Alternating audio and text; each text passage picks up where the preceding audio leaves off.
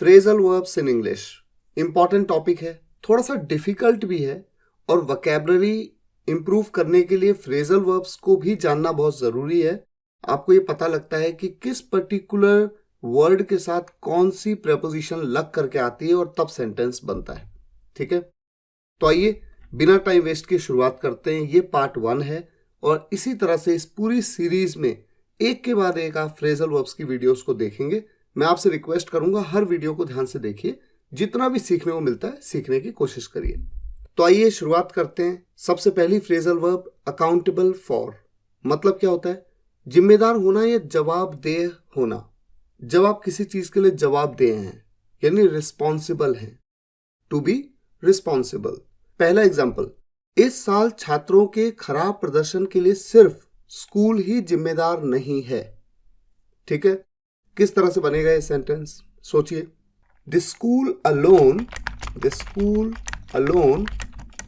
Is not accountable for. ये ठीक है, क्लियर है? द स्कूल अलोन, केवल स्कूल, इज नॉट, नहीं है, अकाउंटेबल फॉर, जिम्मेदार किस चीज के लिए? फॉर द पुअर परफॉर्मेंस, किसकी? छात्रों की, ऑफ द स्टूडेंट्स इस साल, this year. The school alone is not accountable for the poor performance of the students this year. इस सेंटेंस को बनाने का थोड़ा सा अलग तरीका भी हो सकता है। जैसे अकाउंटेबल की जगह पे अगर मैं कहूं responsible for the poor performance of the students this year, ये भी हो सकता है। और केवल स्कूल रिस्पॉन्सिबल नहीं है, द स्कूल अलोन की जगह पे मैं कह सकता हूं only the school is not responsible for the poor performance of the students this year. तो सेंटेंस को बनाने के मल्टीपल तरीके हो सकते हैं। चूंकि आप थोड़ा सा एडवांस लेवल पे हैं तो आपको सभी तरीके लगभग पता होने चाहिए। ठीक है, बेस्ट तरीका जो शुरुआत में मैंने आपके लिए लिखा क्या है? The school alone is not accountable for the poor performance of the students this year. अब दूसरे एग्जाम्पल पे आ जाते हैं। मैनेजर ने उस कर्मचारी से कहा, ध्यान रखना, किसी भी नुकसान की जवाबदेही आपकी खुद की होगी। सोचिए किस तरह से इस सेंटेंस को बनाएंगे। 90 डेज के इंग्लिश स्पीकिंग कोर्स में आपने हर चीज सीखी है, जैसे कि ये सेंटेंस डायरेक्ट इनडायरेक्ट नरेशन में इस तरह के सेंटेंसेस आपने देखे। बनाने की कोशिश करते हैं। मैनेजर ने उस कर्मचारी से कहा, the manager said to that employ. सबसे पहले तो इसको लिख लेते हैं।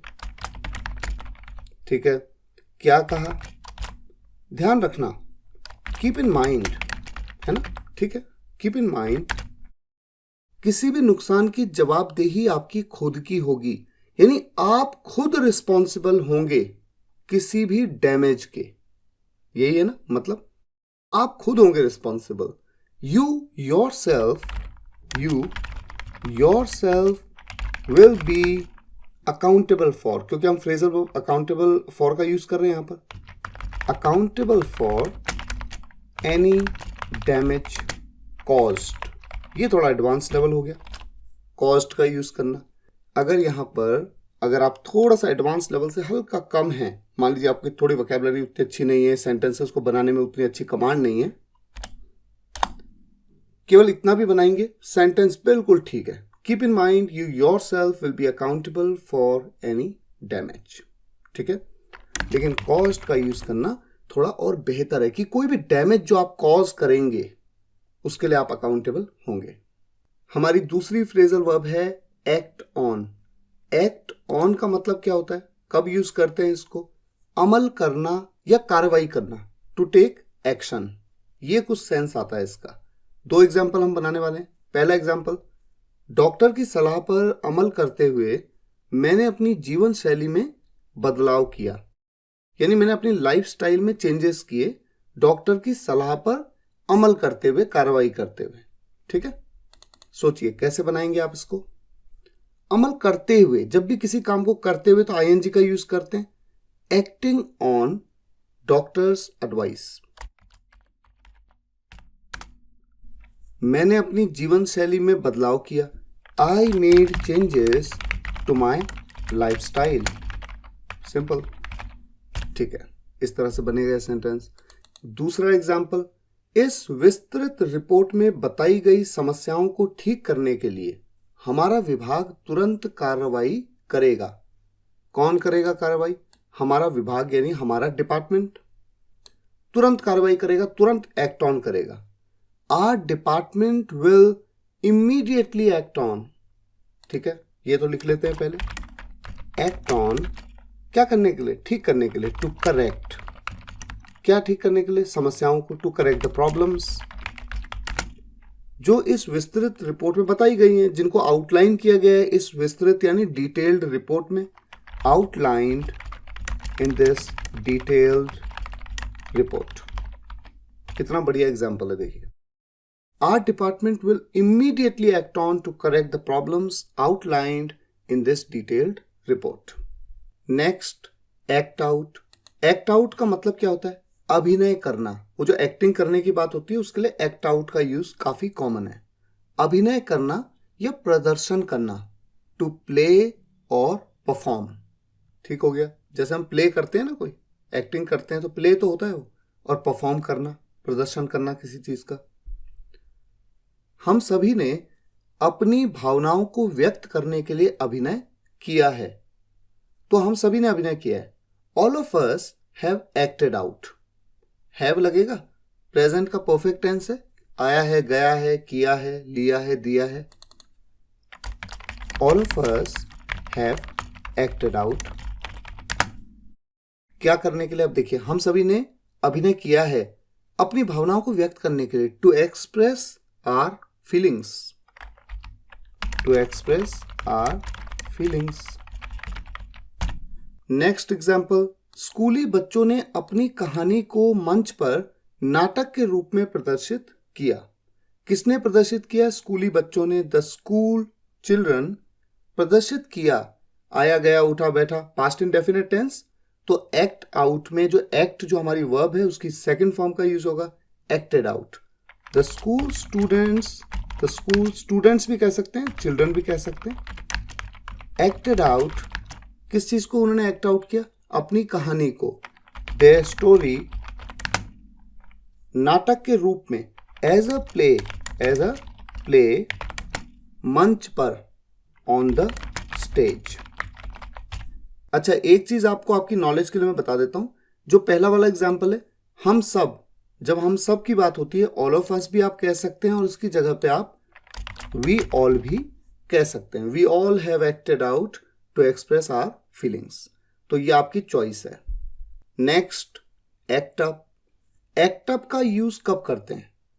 बुरी तरह व्यवहार करना, यानी थोड़ा अच्छा बिहेव ना करना, खराब बिहेव करना, उसके लिए एक्ट अप का यूज करते हैं।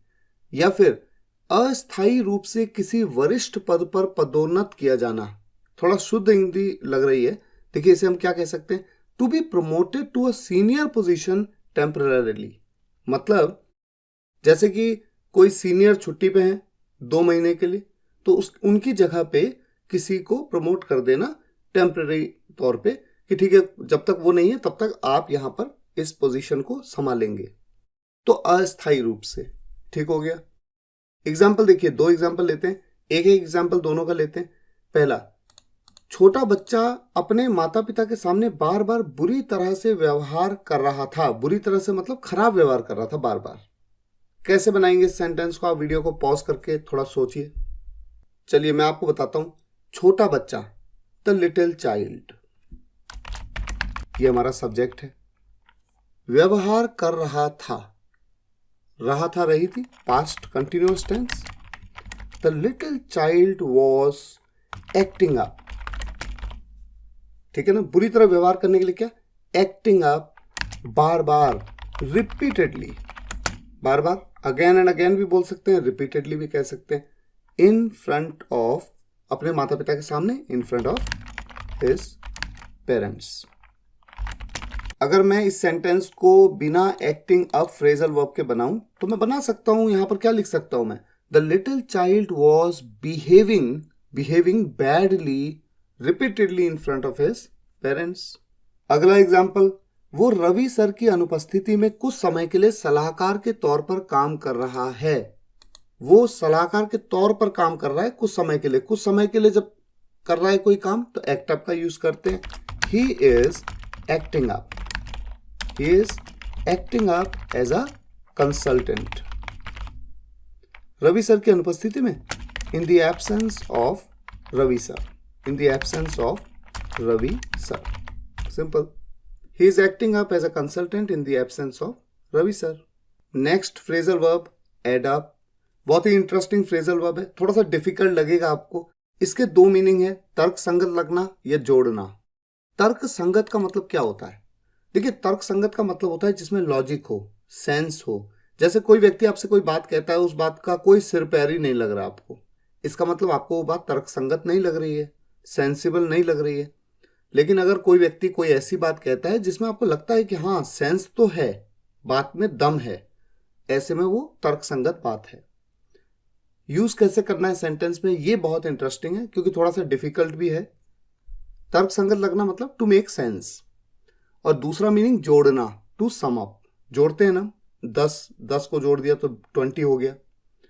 एग्जाम्पल देखिए, उसकी कहानी में कई चीजें तर्क संगत नहीं लगी, मुझे लगा कुछ तो गड़बड़ है.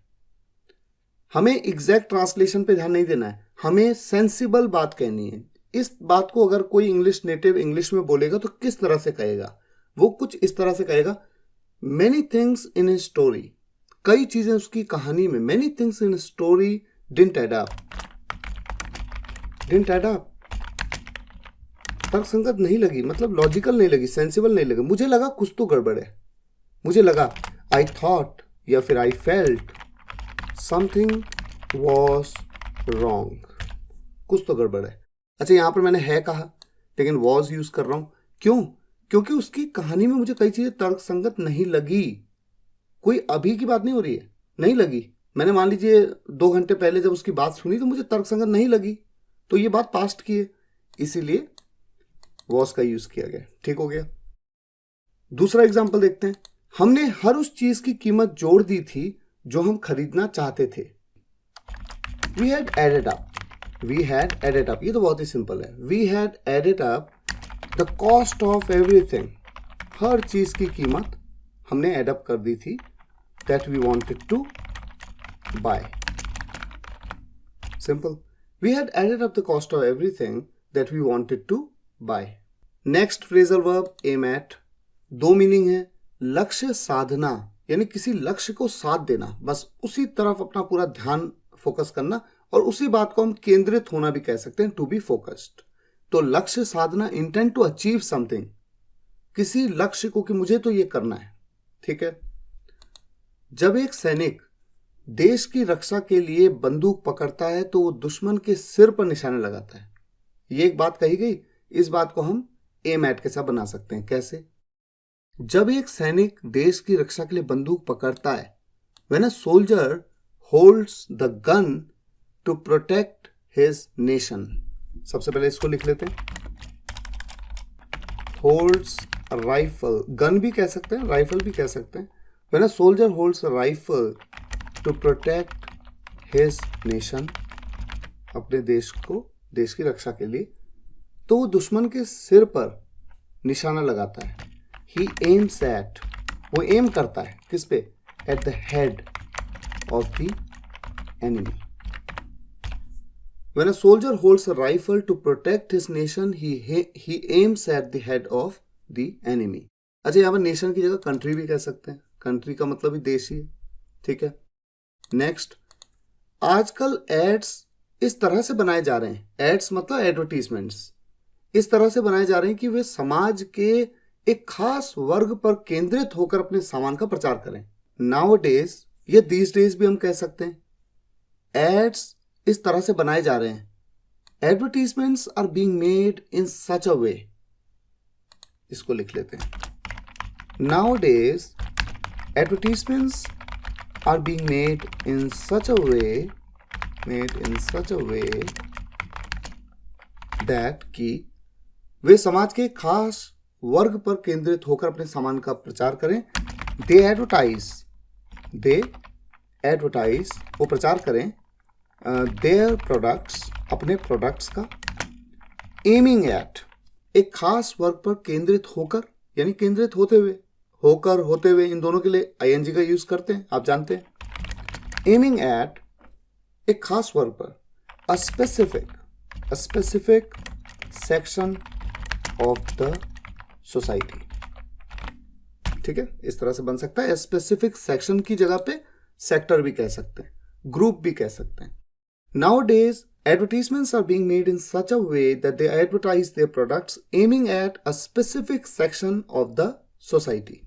तो आज के लिए फिलहाल इतनी फ्रेजल वर्ब्स को लेंगे, क्योंकि आपको इनको रटना भी है, याद भी करना है। कोशिश करनी है कि अगर कहीं ना कहीं आप इनका यूज कर पाएं।